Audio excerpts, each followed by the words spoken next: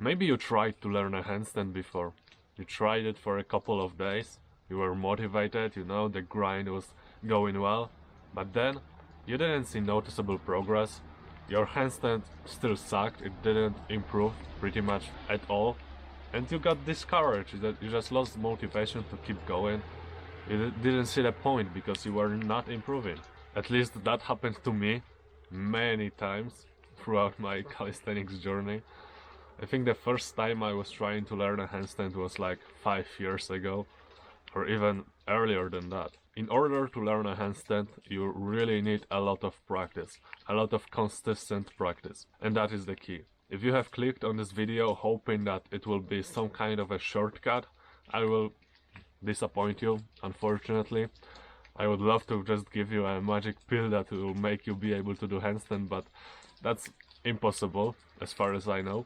But I can show you a method that will make you maintain huge motivation throughout your practice, and you'll actually be excited to have another training session, another balancing session, And in my opinion, motivation is the key when it comes to consistency in anything. Because if you don't have motivation, you have to rely on discipline, and in these times, people don't really have discipline. I'm not saying you don't, but it's always better to do something relying on motivation, because then it is actually enjoyable. So as I said, when learning a handstand, you don't need any specialized training method or anything. You just need to practice it every single day. It's all consistency. It also depends if you're doing it on parallels or on the ground. It's completely up to you. Parallels are a bit easier to balance because you can balance both forward and backwards, while on the ground you can only push forward, So it is a bit easier on parallels, but it's up to you. But if you will be learning it on the ground, you will have to warm up your wrists well, because ground handstand is pretty harsh for your wrists. And I will show you right now how to do that. Basically, you connect your hands and you do something like that. You must feel the stretch in your wrists and do that for like 15 times.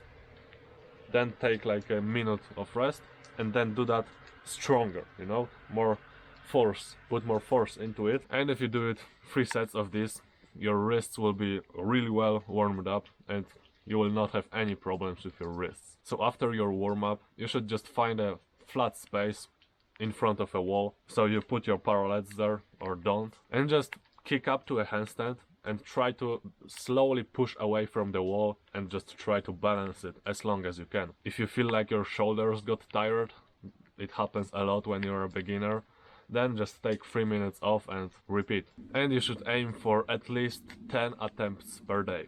By attempt I mean that you got a hold of a handstand for at least a few seconds, or if you're a beginner and you're just not able to balance for a few seconds, you do your best to balance for a few seconds until your shoulders tire. So if you're a beginner, it can happen pretty quickly, because for beginners handstand is more of a strength skill than a balancing skill, and that's completely fine. You just gotta take some additional rest to let your shoulders recover. So in that case I will just train my handstand every other day, not every day. Also, many people say that doing banana handstand is something wrong, but in my opinion you should fucking strive for a banana handstand, because what this will give you is this will give you motivation to keep improving further, because banana handstand is a lot easier to learn and you will learn it a lot quicker than that perfect form straight handstand. Think about it. In which case you will have more motivation to keep training.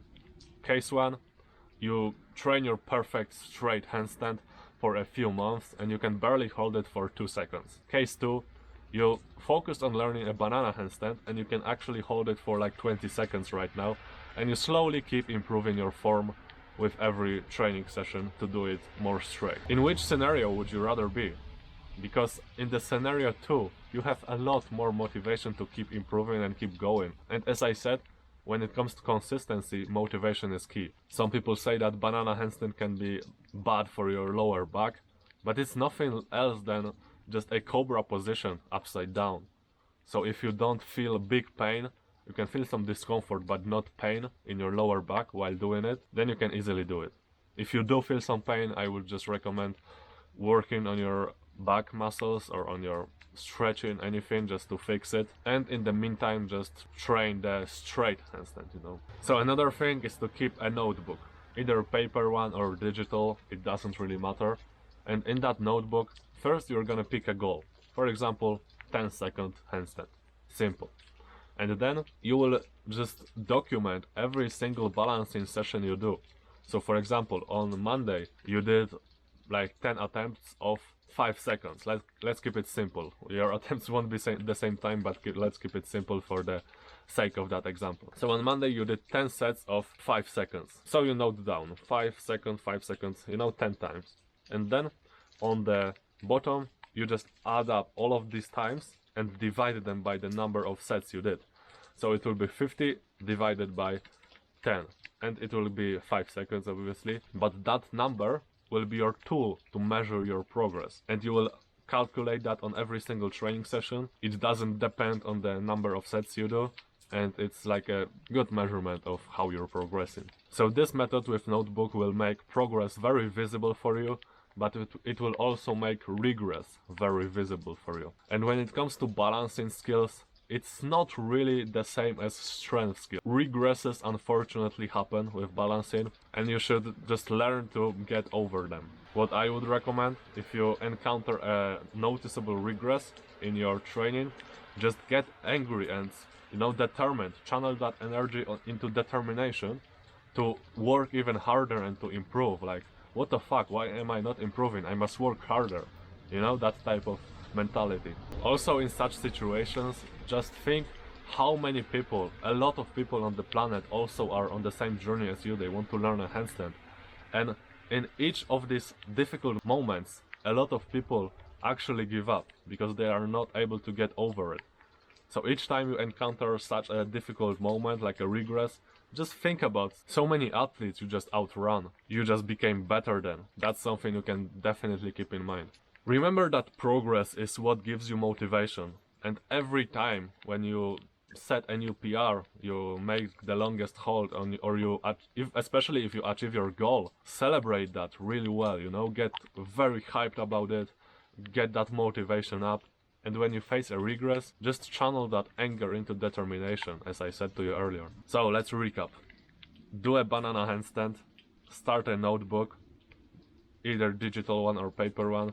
Pick a goal and write it down somewhere in that notebook. Document every balancing session, every set you do. Document how many seconds you held the handstand. Sum all the times up and divide them by the number of sets, measurable number of progress. And get hyped about every single win, and get determined about every single regress. Also, I have some additional tips for you. The first one is that when working on your ground handstand, you must keep your balance on this part of the palm. You can't keep your balance like here or here. You must keep it here on the front and keep your fingers bent. It should be something like that. Now your fingers should be like that, and you should keep your balance on this part, because then if you're going back you can rely on this, and if you're going to the front you can rely on your fingers, you know, and that makes a huge difference, so remember about it.